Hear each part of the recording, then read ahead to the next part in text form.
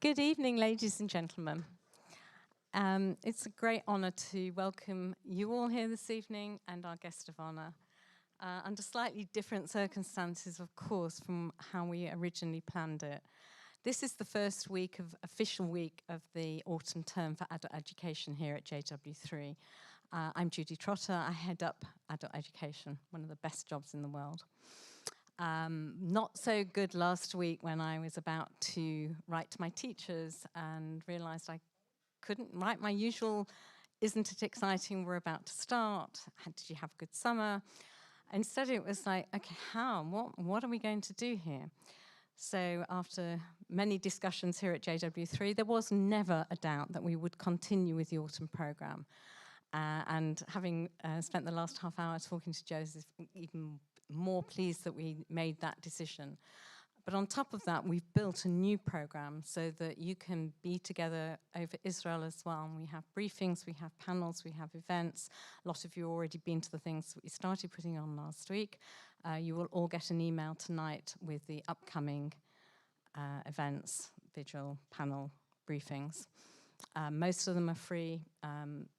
We are taking in some donations for the activities that we're now running in the morning for Israeli children that are here, either because they haven't gone back or because they've come over to stay with friends to get away from the sirens and bombings. So the very important thing is that we're all together. And tonight we're here, I guess, to celebrate history, which is one of the main reasons the adult education program was set up in the first place over 40 years ago. I think that's all I want to say. I've written an introduction on Joseph. Having spoken to him, I think you need to listen to him and his story and hear about the book. We're going to speak for about 40 to 45 minutes, and then it will be open to questions, possibly on an evening like this, even some comments, because I'm sure some of you have your own Sassoon stories. But we'll see how the timing goes. Joseph, thank you so much for travelling from America. I'm sorry you won't be able to get to Israel. Thank you to Miriam from Western Lane Books, who's bought the books for you to buy afterwards. Please give a huge round of applause for Joseph Sassoon. Good evening. Oops. Good evening. Thank you very much. Can everyone hear me? No.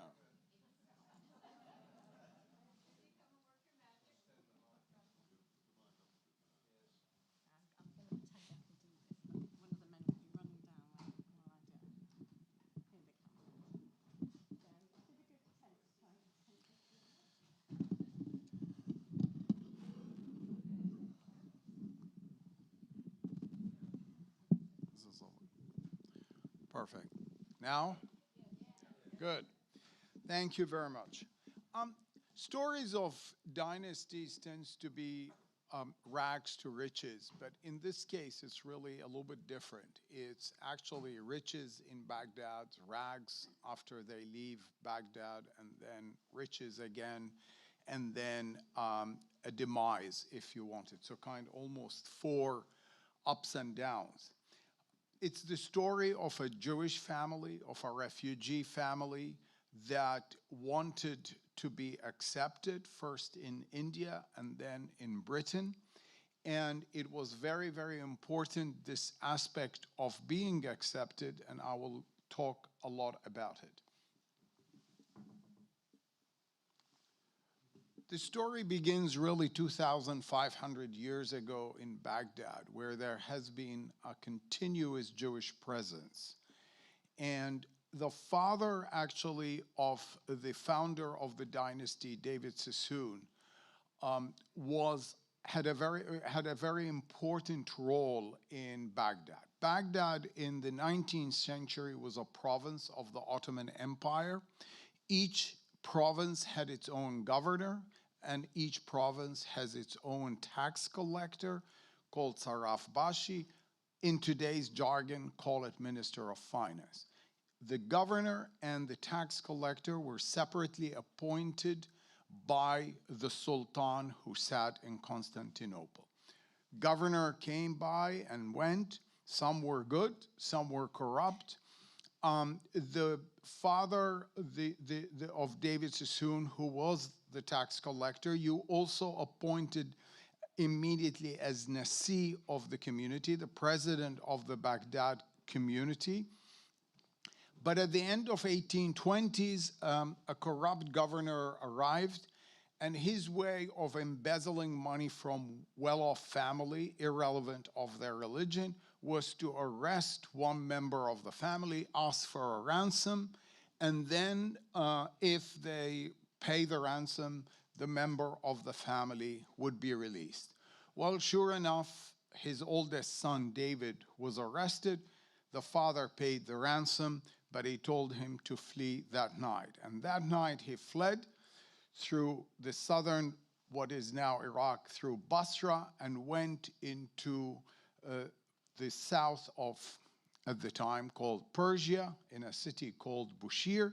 And then the father joined. And here is an interesting aspect. All the siblings of David stayed behind in Baghdad. The father actually died in Bushir a few months later, and David had to make a decision where to go. He had a very young family. His first wife died at a very young age after the birth of the fourth child. So he had 2 sons and 2 daughters from the first wife. He remarried again, and together they decided to go to Bombay. And that in itself an interesting aspect, because first of all, he didn't know anyone. He had no contacts there, but he went on the assumption that there are opportunities all through word of mouth, whether in Baghdad or in Basra or in Persia, through sailors, merchants, and took this hazardous journey without knowing anything and without knowing anyone, and arrived in Bombay. This is David Sassoon, who stayed in that formal dress, the Arab dress, throughout his life. Interestingly enough, he never learned English. He knew Arabic, Persian, Turkish, and Hebrew, and learned Hindustani when he arrived in Bombay, but he somehow didn't want to learn English, although made sure that all his children learned the language. The first thing that we know through the archives is that he decided at a very early stage to identify with the British Empire. And you have to think about it from the refugee point of view. You arrive to a place, you have no clue, you have no one, and who do you identify with but with the British Empire, the only superpower at the time, a very, very powerful superpower that was expanding in the 1830s and indirectly controlled India. And I will say indirectly because at the time there was a corporation that was running India, and that is the East India Company, and it continued to rule India until 1857.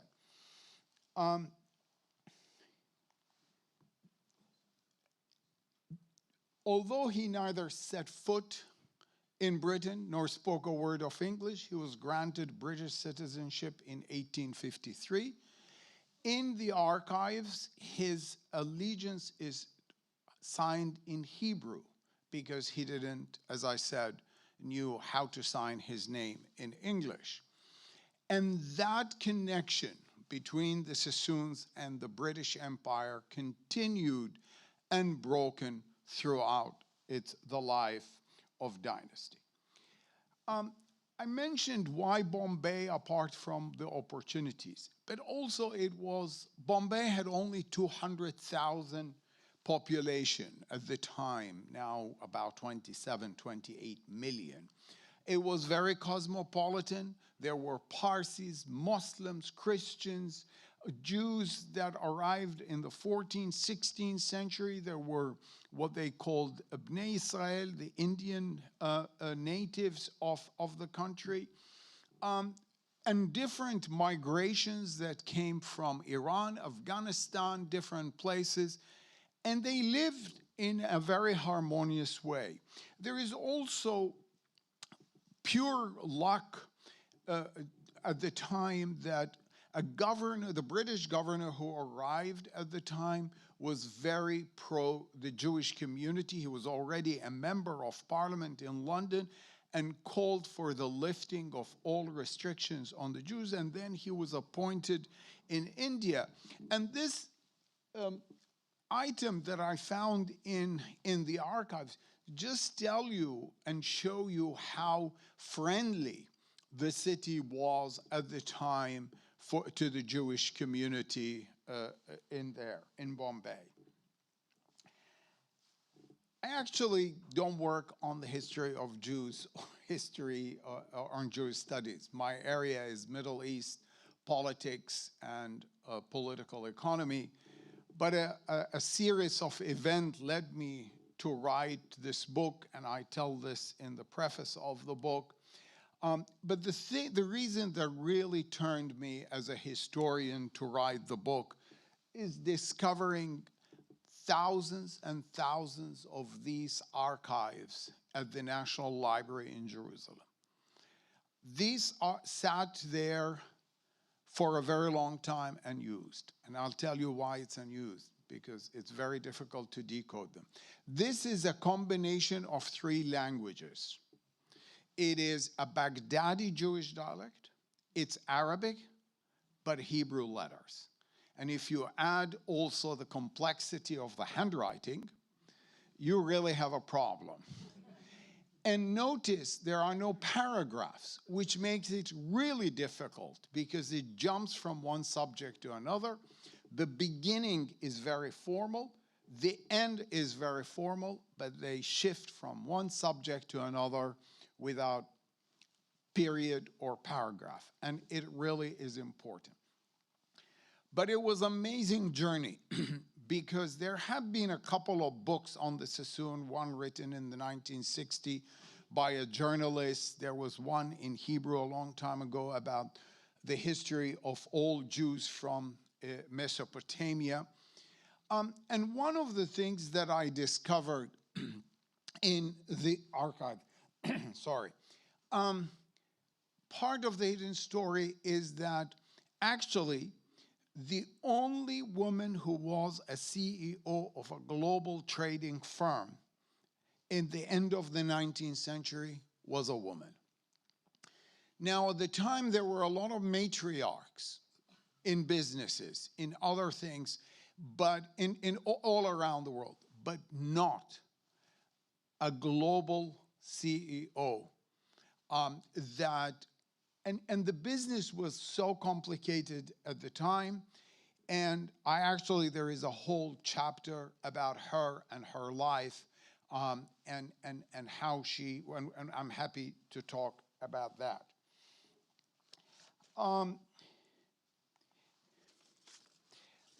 There are many characters in the book, but these are the main ones.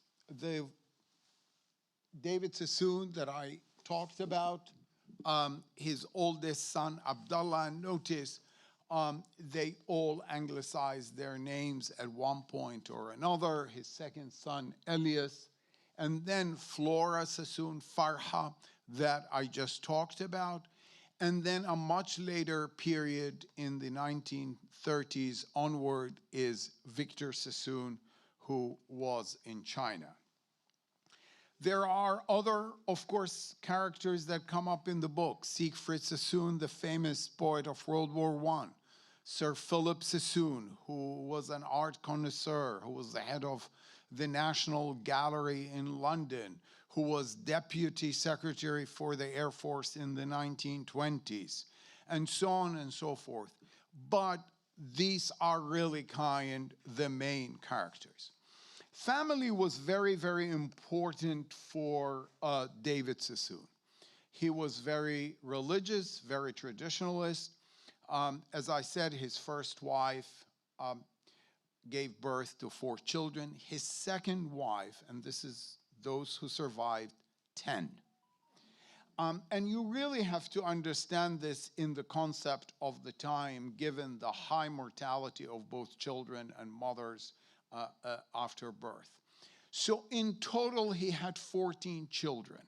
And in the book, I call them the small Sassoon army, that he spread around to develop the business and create an incredible network.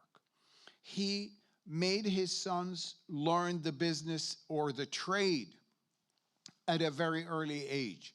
He would send them all, without exception, back to Baghdad for a number of reasons. One is to learn the language, because this was the language and only language of correspondence of business. So if you don't know that language, you can't work in the Sassoon business. Second, from a religious point of view, Baghdad continued to be the center. And third, there were a lot of marriages. The first generations married only and only Baghdadi Jews, either in India or back from Baghdad. One of the incredible things that I really had a tough time to deal with is how young these children were sent abroad to run businesses, to explore. The Elias was sent barely 21 years old on his own to China. Of course, he didn't speak the language, he didn't know anyone. And he starts in Hong Kong and then head on and everywhere to go. And he kept kosher, so you can imagine what was going through. Another incredible thing is actually David Sassoon did not have any trading experience. Neither did his family or his father. But they had two very important things. One, incredible reputation, and two, phenomenal contacts throughout the Ottoman Empire and Persia. And he figured this out from the beginning, that in order to succeed in business, then and now, you need two things. One is networks, and two, right and good information at the right time. And he really knew how to build it slowly but surely. This shows you how the family spread within a period of only 25 years. It's just unbelievable. Yes, he had all those children. Yes, he had a great reputation, but still. So, for example, one of the things that I found in the archives, he actually used to go every day and sit by the cotton exchange in Bombay. And he discovered at a very early stage how international news really impact commodity prices. He noticed in the 1850s a bad harvest in the United States caused cotton prices to go up. He was also the first of all trading families in India, from all religions, to send a son to London. Why? Because he believed that this is a great source of information to be based in the capital, in the financial capital of the world. And so when the American Civil War broke out in 1861, the Sassoons, as I said, were the only family with someone in London, close to the British government, close to its sources, and that extra helped for them to navigate the war. Why? First 2 years of the war, cotton prices quadrupled. In fact, people were tearing their mattresses to sell their cotton. In the last 2 years, new suppliers came in, such as Brazil, Egypt. India started producing more. And then, of course, the war ended and cotton prices collapsed. In 1865, when the war ended, 82% of traders in India filed bankruptcy. He did not, because they came out. He was among the first to send his son to China to explore it after the first Opium War, when China was opened to foreigners, and opium became a legal commodity to trade. In fact, as one competitor put it in the early 1860s, and I quote, "Silver and gold, silks, gums and spices, opium and cotton, wool and wheat, whatever moves over sea or land, feels the hand or bears the mark of Sassoon and Co." The Sassoons were never in the banking business. David Sassoon never wanted to lend money and refused to be in that business. And that is really kind of an important aspect later on for the third generation acceptance in England. One of the most fascinating things in the archives is the fact that all their trading ledgers are there. And in the trading ledgers, they had come up with an incredible, innovative thing: a charity tax imposed by them on their own trades.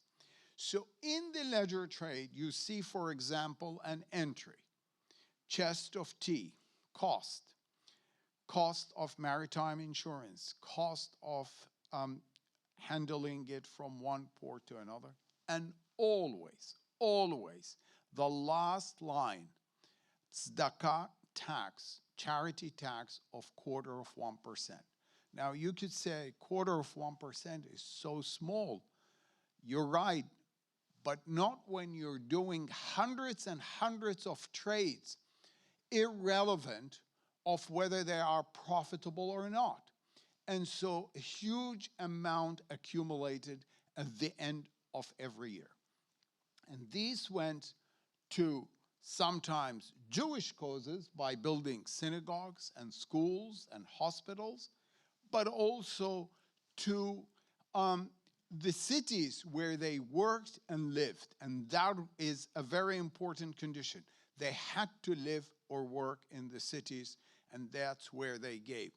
These two synagogues are the one on to the right, the blue one, the Magen David, is a functioning synagogue. It's beautiful. Actually, the Indian government had refurbished it in the early 2000s, and it's still there. This one, David Sassoon moved a few years before his death to Pune, which is about 4 or 5 hours a drive these days from Bombay, because it has a little bit of better weather and less humidity.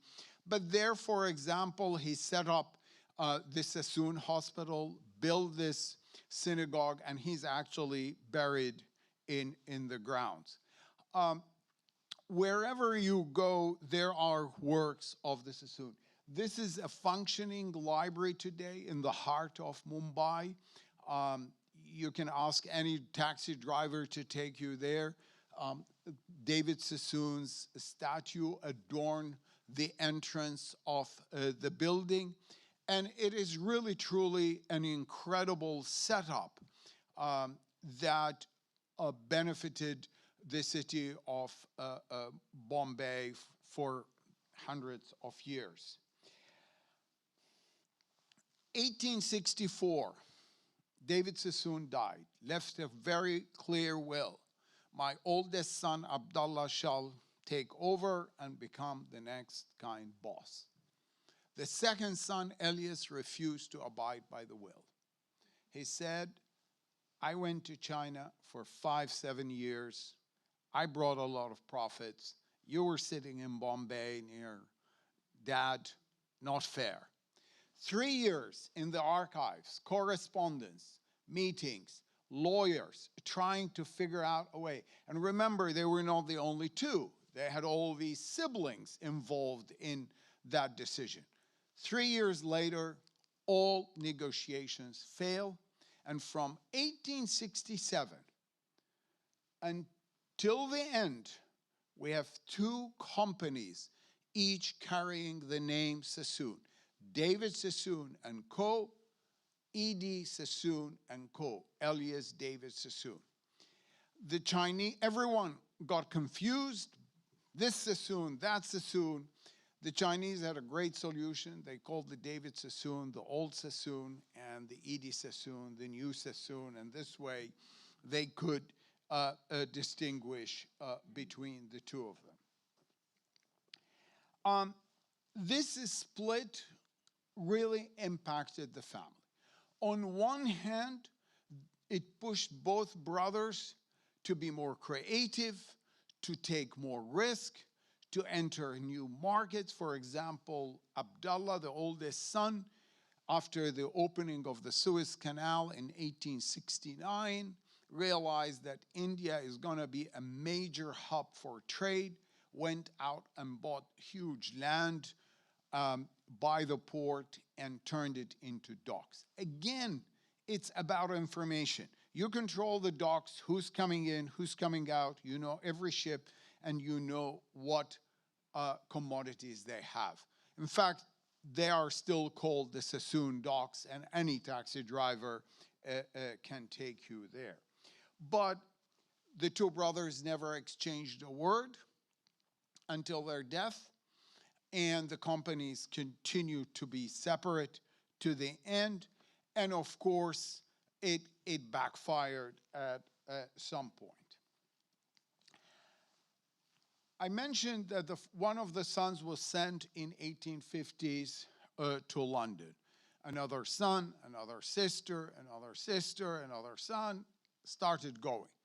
Meanwhile, Abdullah is still in Bombay itching, because all he is doing is reading these huge correspondence from siblings telling him how amazing London is, how great England, what fun to be in Europe. And of course, he was traveling either in Bombay or in places where complaining about humidity and heat and monsoon. But one of the things that turned things around is in 1872, Queen Victoria knighted him. And as a result, he changed his name officially to Albert, and from that moment, he is known as Sir Albert. A year later, he came to London, and as soon as he arrived, he was bestowed with another honor. Sir Albert was presented with at a large gathering at the Guildhall in London, and as the presentation brochure put it, and I quote, "This is the first time an East Indian merchant has been admitted to the honor highly prized by its possessor and much coveted by the aspirants to city fame. It is the first that the freedom of the city of London has been presented to a Jew." You have to understand, this is barely 40 years after they leave with nothing from Baghdad, the father. Abdullah was a teenager. And here they are, we have a Sir Albert being presented in the capital of the financial world with the highest honor of the city of London. And so this achievement is definitely impacted and pushed the family to the next stage, which is the desperate need to be part and parcel of the upper classes. They already had the contact with royalty during the visit of the Prince of Wales to India, where they hosted him. They were very, very good in hosting people. And that relationship continues for a very long time, and even after he became a king. And it is really, really important aspect of the change that took place because of that desperate need to be close to royalty and close to the upper classes. One of the interesting aspects in all the correspondence, and we're talking about 100 years of archives, 100 years of archives, not once there was a question, should we deal with a person or not deal because of religiosity or identity? Never, ever.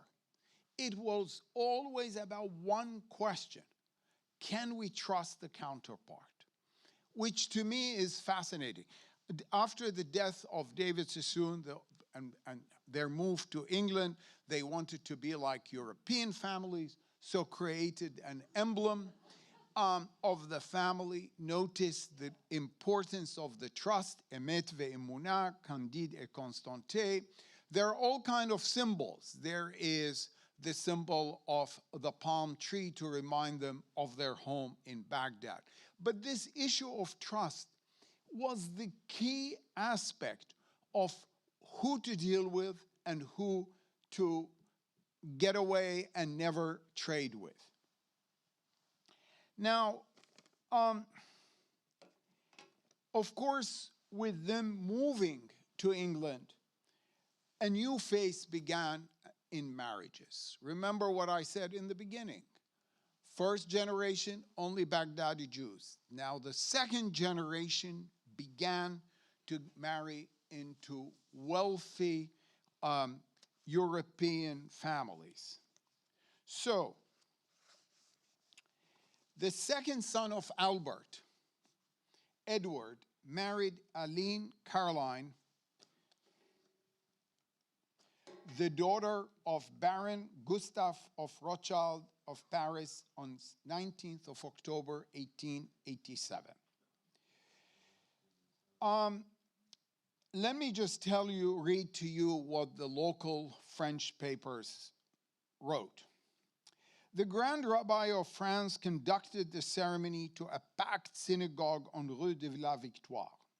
The flowers, the singing, the jewels, the presents, the oratory, the titles, the aroma of wealth took away the breath of every spectator. Completely overpowered by the magnificence of the fete. At the reception, the guests, numbering only around 1,200, were entertained by the chorus of the Paris Opera. And the groom gave the bride a pearl necklace costing at the time 9,000 pounds, about £1 million today. Of course, Aline was very charming, tasteful, wealth. And of course, once you get that, more marriages in Trieste, in Italy, Günzburg, and St. Petersburg, and on and on. And in the book, there are all these incredible descriptions of some of these weddings. But of course, to be with that, there is another box to tick, and that is big houses, huge houses. First in India, this is Sanssouci. It is a mega place. It's today the largest hospital called Messina Hospital in Bombay. Of course, they build a lot of extra modern building, but you still can go there. And one of the fascinating aspects for me going there and going around seeing it, between the second and third floor, I run into a staircase that I have read about, which was imported all the way from Germany, and there was the emblem in Hebrew and in Latin, clear, still there between. But then it tells you about the other houses, whether in India or whether in England. Let me just read you this little thing about houses. All of Albert's surviving brothers were by now resident in London, with the exception of one who's the Flora's husband, Suleiman. All of them, as I said, anglicized their names.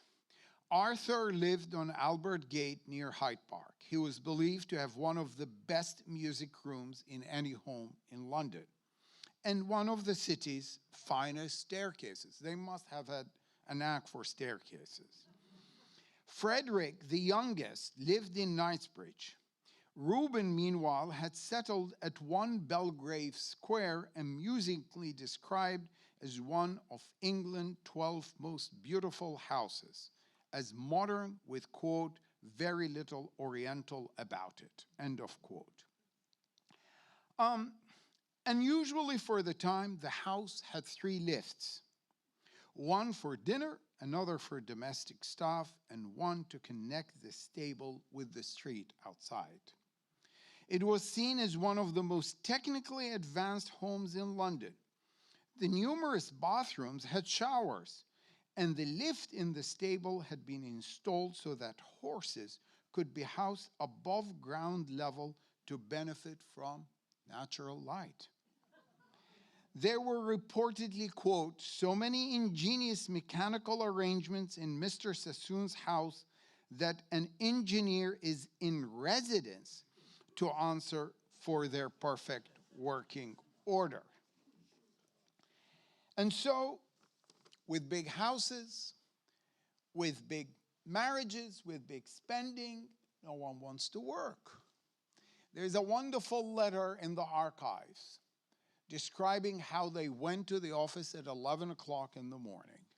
At 1 o'clock, they went to the club for lunch.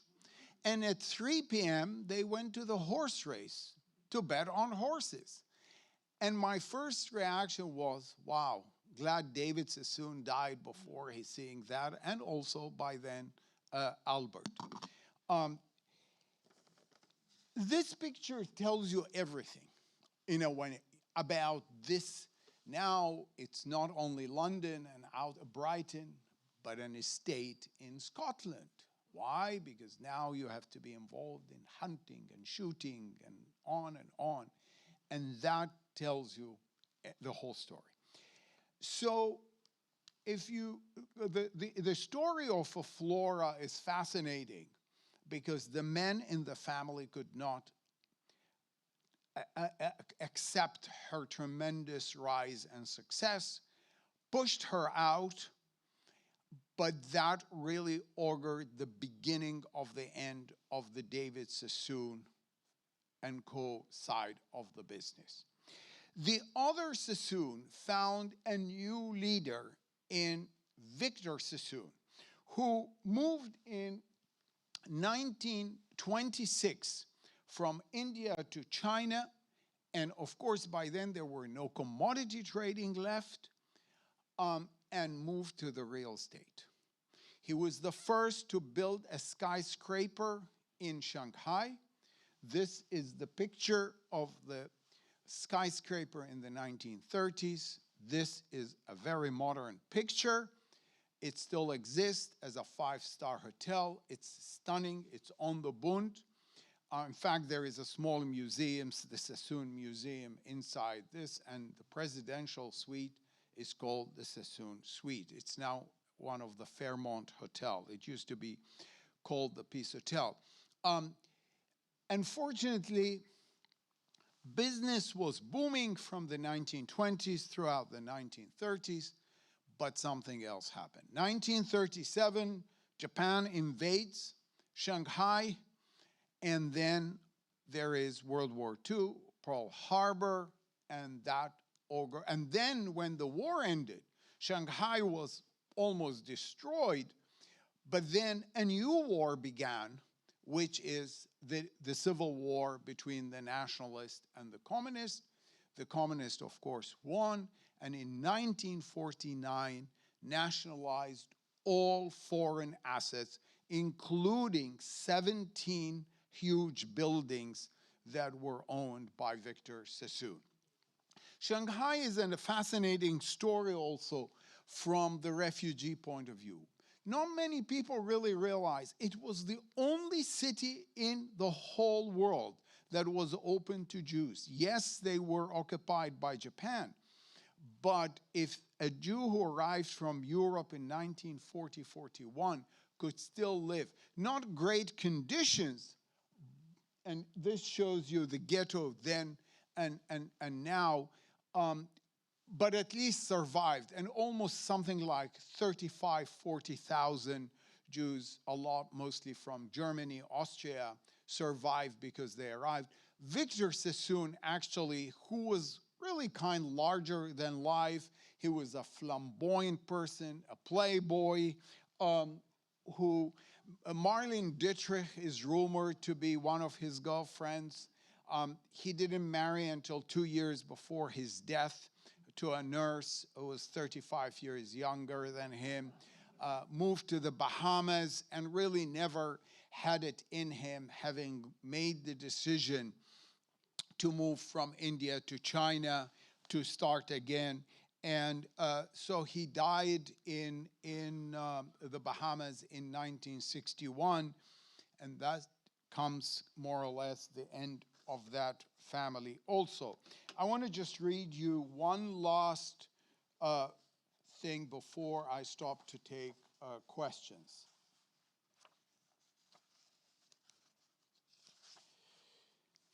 The arc from unassuming beginnings to spectacular success and ignoble end took the two Sassoon companies less than a century and a half to traverse. The sheer rapidity of the opening and closing acts draws the obvious question: why? Why did they thrive where so many others trading families merely subsided or even failed? And having reached the heights that they did, what went wrong? Well, for that, you have to read the book. Thank you very much.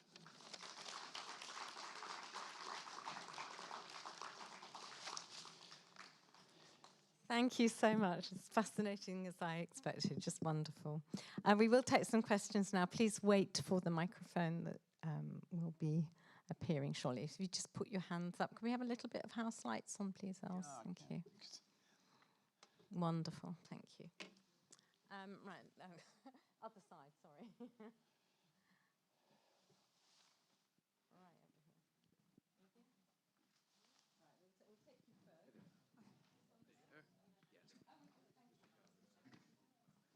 Okay, hello. Hi. First of all, thank you for a fantastic talk. I thought that was really, really fantastic. My grandfather worked for Victor Sassoon in the 1920s and 1930s for Arnholt and for Cathay Land. Yes. One of the fascinating things about Victor's story is that he was, I think, beloved by his managers. But when the Japanese came in, he left a lot of them behind. He had, I think, because of his relationships with the Japanese top brass, he was tipped off. Victor wasn't there. A lot of his senior managers were interned for 3 years. And I wondered, when you were researching this, if you got any sense of whether he looked after them while they were in the internment camps, whether they came out to anything. Because I don't think any of them, because of the political situation in China, could be re-employed. Victor went off to the Bahamas, I think, taking, as I've read, as I understand it, taking capital with him, with the agreement of the British government. And I never got to talk to my grandfather about this because he died when I was 5. But I wondered how they felt about Victor, all these employees who, some of whom died in the camps, some of whom died later because of the starvation in the camps. And they weren't prisoner of war camps, they were internment camps, but the problem was the Japanese didn't feed them. So you're absolutely right, not everyone managed to get out. The part of the problem with Victor, on one hand, he was really tremendously creative, building the skyscraper, first service apartment in Shanghai, which was a totally new concept, but also a little bit delusional. When the Japanese invaded, he thought he has the great contacts with the Brits and with the Japanese, and he is going to be the peacemaker. Of course, that didn't fly. There is a wonderful book, actually, about the Jews, the Japanese, and the Nazis. It's a fascinating, kind of what was going on. Then he manages to leave in 41. And rather than start thinking about what is the next, he does go back to India, hoping to resurrect the Indians, moved forward. He wants to be involved in national politics. They said, sorry, you were against nationalism and independence, get out, more or less. But also all his predictions proved terribly wrong. He kept going around the United States saying Japan would never attack the United States. They have no interest. Well, we know what happened. Then he kept saying that later on when the Chinese, the communists, he kept saying that the communists will never nationalize everything and they will continue to trade with foreigners. I don't know about all the managers. I do know that obviously some of them stuck, but here is the interesting thing that happened after the war. His right-hand man was his first cousin, who's actually born in Alexandria because Victor's mother was from Egypt. They had a fight. And the fight was, why don't we rebuild like the Kaduris in Hong Kong? We have phenomenal contacts. We have all these people who have been interned. They will love to move to Hong Kong. And don't sell it so cheap. But I think he was just, when you're wrong and wrong and wrong and lost basically everything, I think he was broken. I mean, the reality is, and I talk about it in the book, the Kaduris actually were not living abroad. They were interned for 3 years, first in Hong Kong and then in Shanghai. But as you know, rebuilt everything and created again an empire. So he missed more than once all these aspects. Thank you for the talk. Fascinating story. If you had a time machine, what would be one period, having this foresight, you'd go to help to preserve the dynasty? Maybe what would you tell David Sassoon with all this foresight? It's actually very simple. Flora Sassoon. I mean, here was a woman who, it's actually fascinating. 4 years before her husband died, she announced she wants to go to the office. Indian newspaper commented, my God, what's happening? This woman is showing up in the trading circles. You are supposed to shake hands, to hug after you make a deal. What are they going to do? She plowed in. And when he died, she announced she wants to take over. Of course, none of the Sassoons who were in London enjoying the high life that I showed you wanted to go back. Albert Abdullah knows her very well and said she is very capable. The minute he died, the younger brother started conspiring against her. So the period that really is the turning point is the period that, had she been allowed to stay for another 10, 20 years, because she really modernized the business. The only time these horrible documents that I showed you became more what we know, she introduced bullet points. And you have to answer accordingly for each bullet point and no much introduction and ending. You want to do a social letter, you do it separately. She put in for currency trading, all kind of risk analysis that didn't exist. But they didn't want her. They didn't want her, and the reason was so stupid and irritating and upsetting for someone writing about it, is how could a widow with 3 children run a global business? So to me, yes, I think that period, had I the time machine that David Sassoon, I would have told him, let her continue, because she definitely could have foreseen all the changes that were taking place in the world.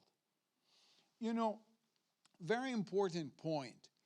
The success of the Sassoon, the first part of the story, because they really, one, it was together with the British Empire. But at the time, they adopted technology. They were the first to use telegraphs. They got into the shipping business because the shipping was changing in order to build smaller, faster boats that can go on from one place to another.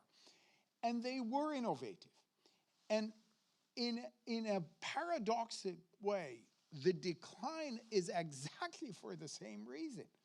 They misunderstood the decline of the British Empire that began after World War I, and they did not continue with the technology that was taking place. There's a wonderful correspondence with the Indian Tatars, who were very, very close to the Sassoons.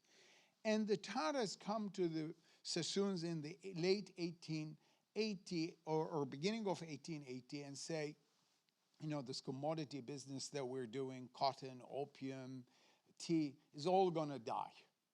There is an industrial revolution going on in the world. Let's capitalize. We have the money, we have the contacts, we can do it.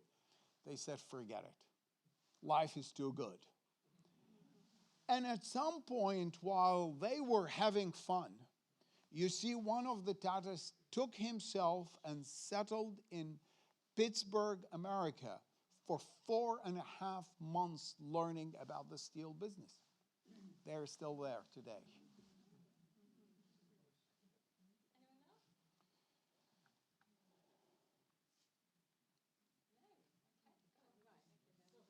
Sure.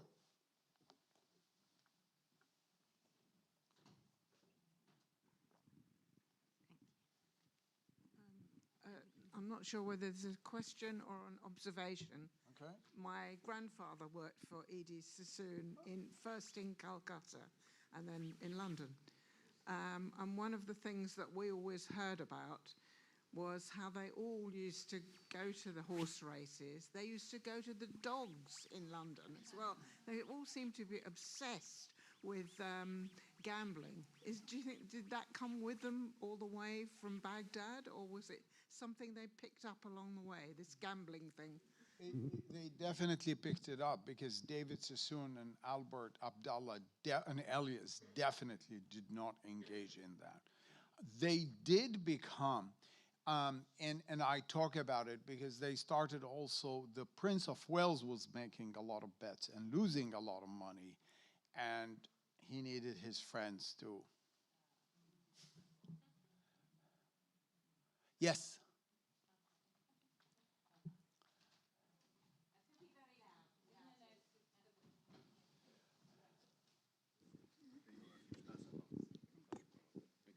Hi. Are all the Sassoons, is everybody that is alive today with the surname Sassoon related to? No. No. Okay. And how many members from the original are alive? I mean, how many? It's unknown. I mean, fascinating enough, you know, the book came out here, then in America, then in other places, and more Sassoons are popping up.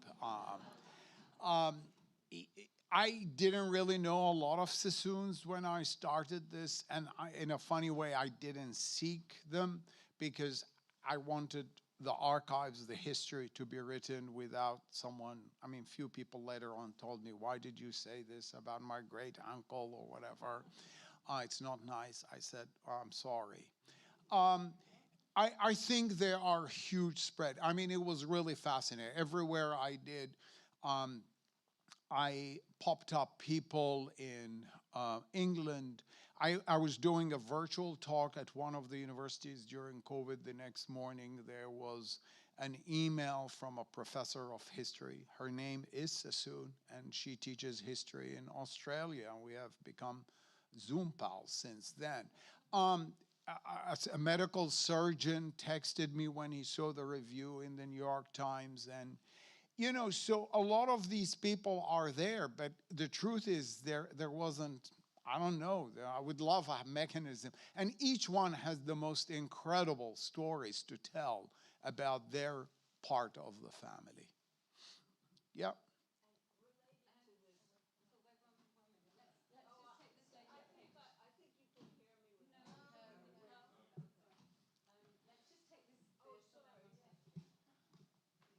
Good evening. We're just wondering which part of this dynasty you come from. Well, so when in the book there is a very good family tree in the beginning, but also each chapter has a little family tree so you don't get lost. As I mentioned at the beginning, when David Sassoon fled with his father, all his siblings stayed behind. I'm the descendant of one of those siblings.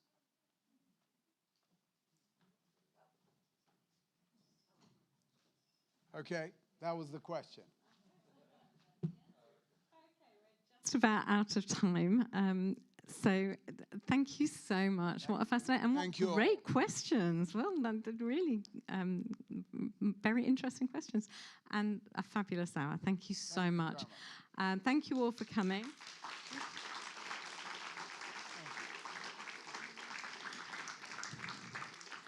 Miriam has the book for sale if you would like to buy one, and Jez is very happy to sign, which we'll do at this side. Please take care. Come back soon and visit us here at JW3. For those of you who've been here more than once today, thank you very much. I wish you all safe journeys and thank you, and do stay around and chat.